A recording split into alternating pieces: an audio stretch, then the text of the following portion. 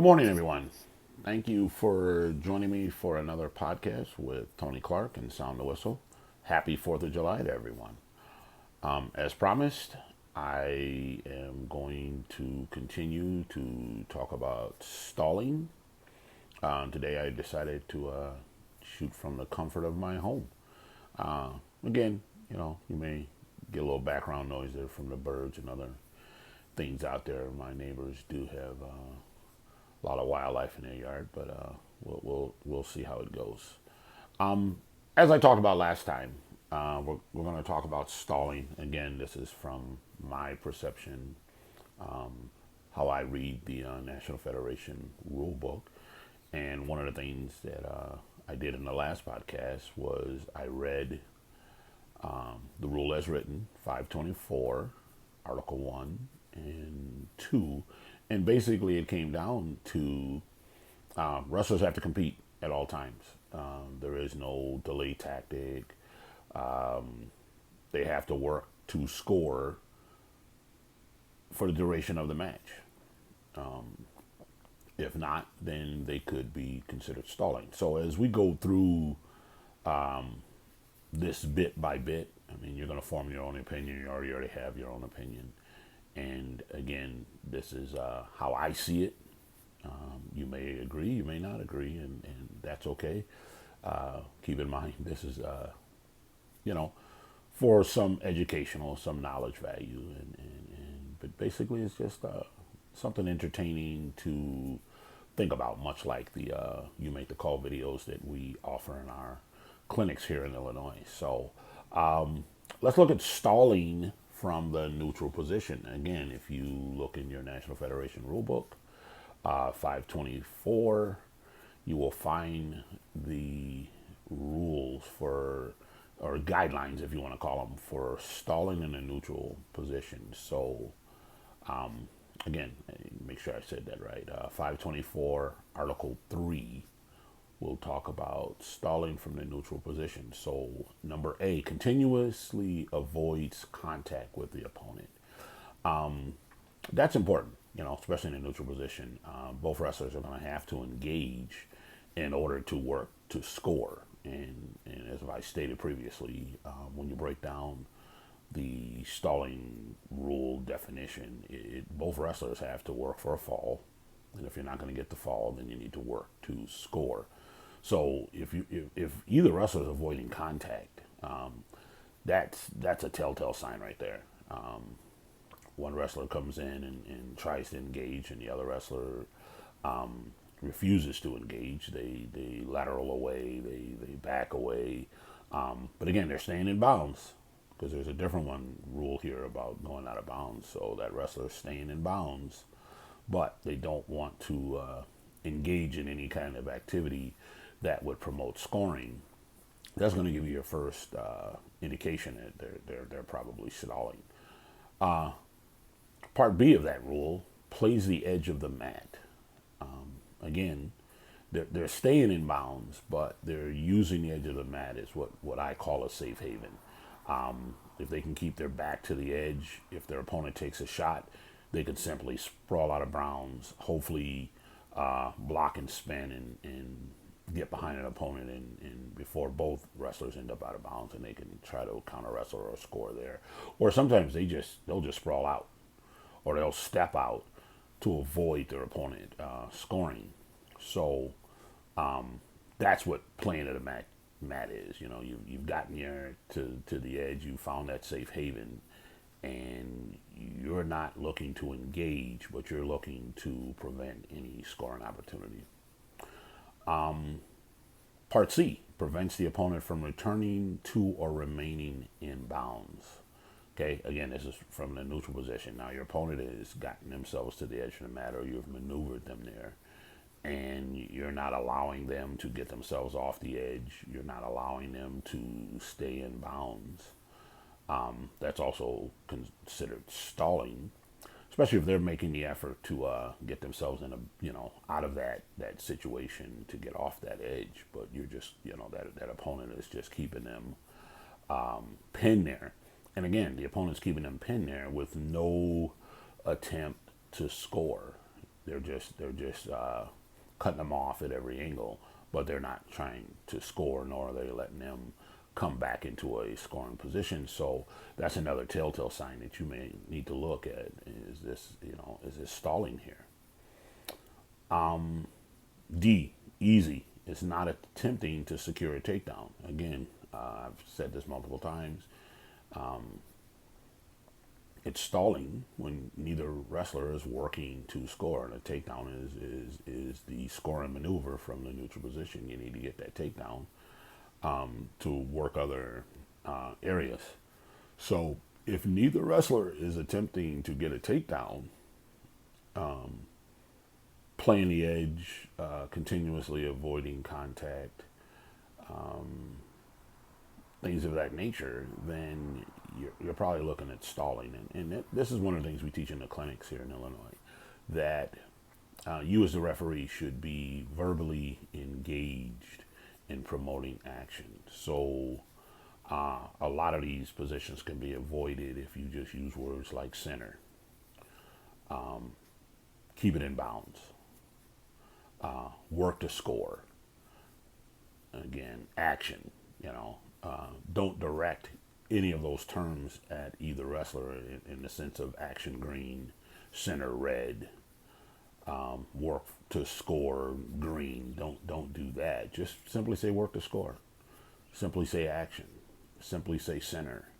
A lot of wrestlers and coaches understand those terminologies, and they'll know who's stalling. They'll know if it's their wrestler that's not engaged in non-stalling activity, and they'll take it from there. And if they don't, if the wrestler or the coaches don't pick up on your verbal cues, they're going to earn that stall warning or that stall penalty, however it goes. But again, both wrestlers must work from the neutral position to get a takedown, or it's going to be considered stalling. But we as officials can do some preventive officiating here before we have to penalize by giving verbal cues that should help everyone get themselves engaged and avoid that stalling penalty.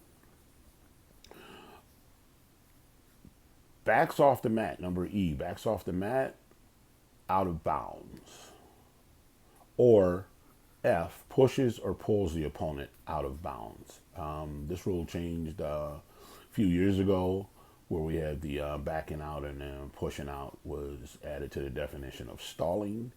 And I think for the most part, it's been helping the wrestlers to figure out a way to stay in bounds. I think it really has helped there. One of the drawbacks we saw early on with this rule, it's not a step out rule. It's not that.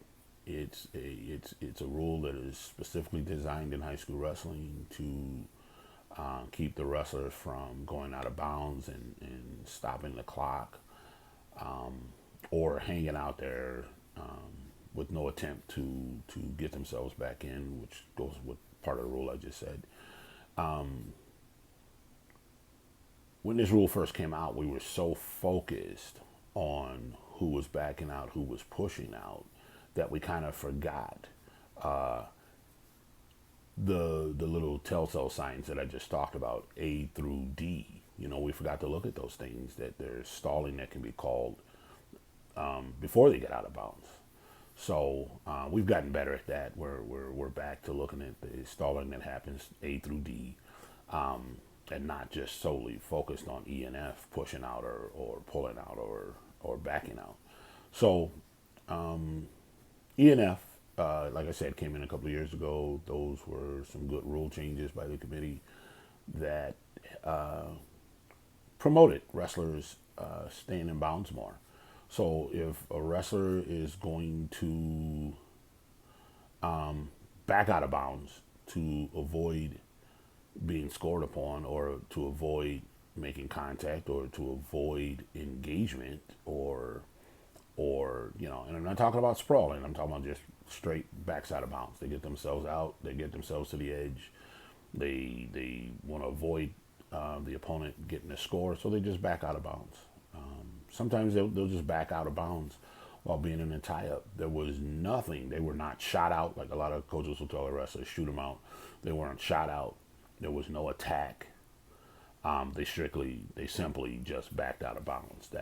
That's stalling by rule. If both wrestlers are just tied up and they get themselves to the edge of the mat, and one wrestler pushes the other opponent out of bounds, not pushes them out to get a takedown or set up some type of takedown. They just push them out of bounds from the neutral position. That's also considered stalling and should be penalized accordingly. So the backing out is probably called more than a push out. And a lot of it depends on the position of the official at the time. If the official is officiating from behind the wrestler that's going to end up going out of bounds, they're not necessarily going to see, what the opponent is doing. Are they pushing? Are they leaning into him? Are they doing some type of action that's actually pushing him out of bounds? The referee is really going to see the other wrestler backing out because the referee's behind that wrestler and they're following him out of bounds. So I would suggest take a side stance. Get to the side view, either to the left or the right of the wrestlers, so you can see both wrestlers' actions. Is one pushing, is one backing out. The pull out is easy. I mean, you'll see the wrestler who's grabbing and just pulling that wrestler out with him. That's a very seldom tactic that's used, and it's not a call that's made often. You mostly will see the pull out when there's a wrestler in the advantage position. The defensive wrestler has stood to their feet. They've gotten to the edge, and the offensive wrestler has no true mat return. And instead of giving up and letting them go, they'll pull them out of bounds. So you'll see that more there in the advantage position, not so much the neutral position. But again, a lot of reps. It's easy to call that backing out than it is the pull out. So those are just some of the things to look for in the advantage or in the neutral position. We'll get to the advantage position in the next podcast, but that's some of the things you can look for. Again, it's National Federation Rule 524, Article 3. Just some things to just put in your brains. These are guidelines. These are the rules, but they're guidelines. They're things for you to look at, make a decision on, to help you make those stall calls. And it also gives you something to defend if, once you made that call and the offended coach wants to take you to the table. It gives you something to say, look, your wrestler backed out, your wrestler kept playing the edge of the mat, your wrestler was avoiding contact. I mean, you give them something to think about how you made that determination and why you called either the stall warning or the stall penalty. Like I said in the last podcast, stalling is one of our most controversial calls. Because no coach wants to admit that their wrestlers out there stalling or they taught them to stall. That's not what our sport's about. Especially in a close match that could decide the outcome. And like I talked in the last podcast, people are like, you hear people, well, don't you, the referee needs to stay out of the match. The referee shouldn't decide the winner. We don't. Wrestlers do. A wrestler who chooses to stall and gets penalized for it, and their opponent gets the win because of the stall penalties or stall calls that we have to make, that opponent made that choice. We're just there to enforce the rules. We didn't decide the winner. That opponent, if they chose to use stalling tactics and they're penalized and they lose the match because of it, that was a choice made by the wrestler. We have an obligation, like I read before, we have an obligation based on the stalling rules to enforce stalling without hesitation, regardless of time in the match, regardless of position, regardless of score. We have that obligation to make that stall call. So, when people are, again, complaining that we are inserting ourselves in the match, or we're trying to decide the outcome of the winner. No, we're level on the playing field. We are the police of the rules. It may look like we're deciding, but again, we're making choices based on what the wrestlers are doing. So if a wrestler's stalling and they get penalized, guess what? They made that choice. They put us in a position to make the call that we are required to make. So I'm tone deaf when people are using stay out of the match, or you're trying to decide the winner, or you're trying to influence who wins. I'm tone deaf to that, because like I said before, I'm an aggressive stall caller, but I call it based on what I see out there. And is one wrestler working to follow the rules and work the score, and the other wrestler is choosing not to do that? It's pretty cut and dry call for me. From neutral, definitely, it's easy, and I'm very vocal. I make sure I am heard by both wrestlers. I am heard by both coaches when I give verbal cues. Wrestlers are getting too close to the edge of the mat. I'll say circle, center, stay in bounds. If I think neither wrestler is working to score, I'll say work to score, action.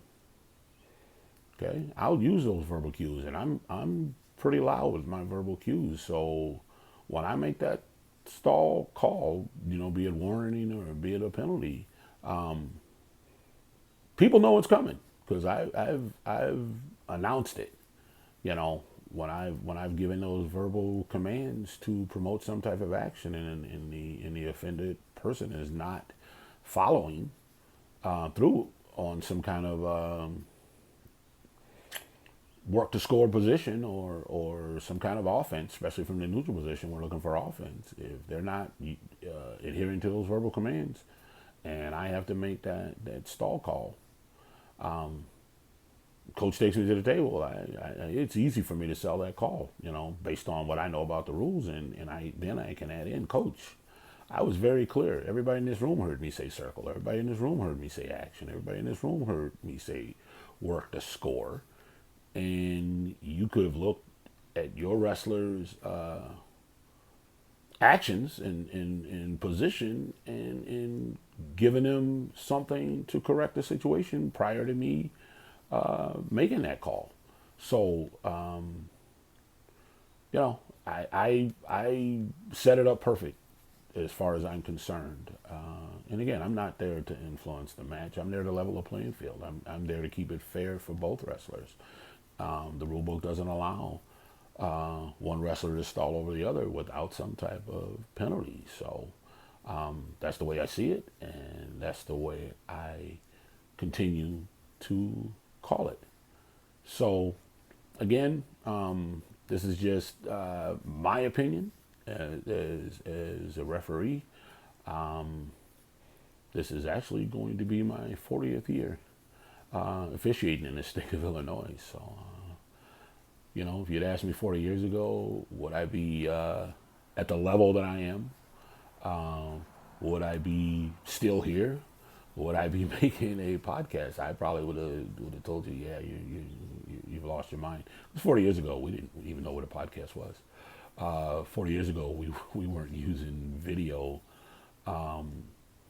to get, to really teach ourselves. We had video capabilities back in the VHS days, the VCR days, for those of you that are old enough to remember the VCRs. So there were cameras out there, and we did see some film.